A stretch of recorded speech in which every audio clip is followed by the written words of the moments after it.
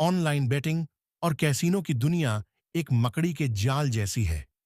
इसमें इंसान अपनी मर्जी से कदम तो रखता है, लेकिन निकलना उसके वश में नहीं रहता। पहला दांव एक सुनियोजित जाल है। कंपनियां नए खिलाड़ियों को फंसाने के लिए मनोवैज्ञानिक साइकोलॉजिकल तरीकों का इस्तेमाल करती हैं। शुरुआती जीत के चलते अक्सर देखा गया है कि शुरुआत में एल्गोरिदम इस तरह काम करते हैं कि नया खिलाड़ी जीत जाए। जब आप पहली बार 500 रुपये लगाकर 2000 रुपये जीतते हैं, तो आपका दिमाग इसे आसान पैसा मान लेता है। झूठा आत्मविश्वास से इंसान को लगता है कि वह दूसरों से ज्यादा स्मार्ट है और उसने खेल को समझ लिया है।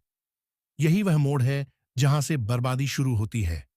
जीतने पर दिमाग में एक खुशी का हार्मोन निकलता है, जिसकी लत शराब या ड्रग्स से भी ज्यादा खतरनाक होती है। रिकवरी का चक्र तब शुरू होता है। सब कुछ गंवाने की मुख्य वजह जुआरी कभी हारने से बर्बाद नहीं होता, वह हार को वापस पाने, रिकवरी की कोशिश में बर्बाद होता है।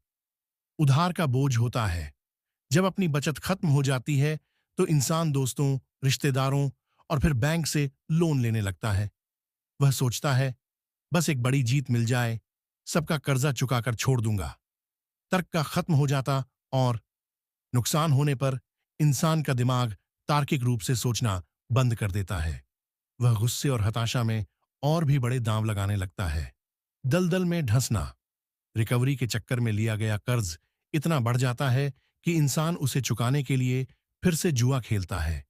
यह एक कभी न खत्म होने वाला चक्र बन जाता है। अच्छी जिंदगी की बर्बाद हो जाती है। सामाजिक और मानसिक पतन। आप जानते हैं कि समाज में सम्मान कितनी मेहनत से कमाया जाता है, लेकिन जुआ इसे मिनटों में खत्म कर देता है। रिश्तों में दरार आने लगती। जुआ खेलने वाला व्यक्ति अपनों से झूठ बोलना शुरू कर देता है।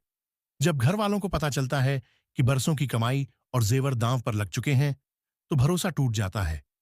मानसिक तनाव और डिप्रेशन होने लगता। सारी वक्त कर्जदारों का डर, हार का दुख और खुद से नफरत इंसान को डिप्रेशन की ओर ले जाती है। नींद न आना और हर समय चिड़चिड़ापन रहना आम बात हो जाती है। करियर पर असर पड़ता है। आपका ध्यान बच्चों को पढ़ाने या स्कूल के काम पर नहीं, बल्कि मोबाइल की स्क्रीन और गिरते हुए ग्राफ पर रहता है। इससे नौकरी जाने का खतरा पैदा हो जाता है। इस जाल से निकलने का रास्ता क्या है? हार स्वीकार करें। जो पैसा चला गया, उसे फीस मानकर भूल जाएं। उसे वापस पाने की कोशिश आपको और गहरे गड्ढे में गिराएगी। सच बोलें। अपने परिवार या किसी भरोसेमंद दोस्त को सब कुछ बता दें। जब आप अकेले होते हैं, तभी जुआ आपको ज्यादा पकड़ता है। पैसे का नियंत्रण छोड़ें।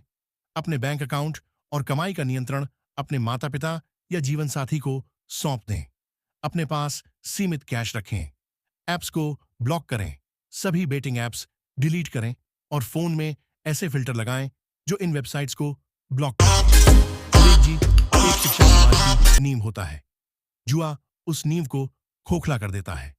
इससे बचने का एकमात्र तरीका है आज और अभी से पूर्ण विराम। सब्सक्राइब करें ताकि हम आप तक और आप हम तक पहुंच सकें। धन्यवाद।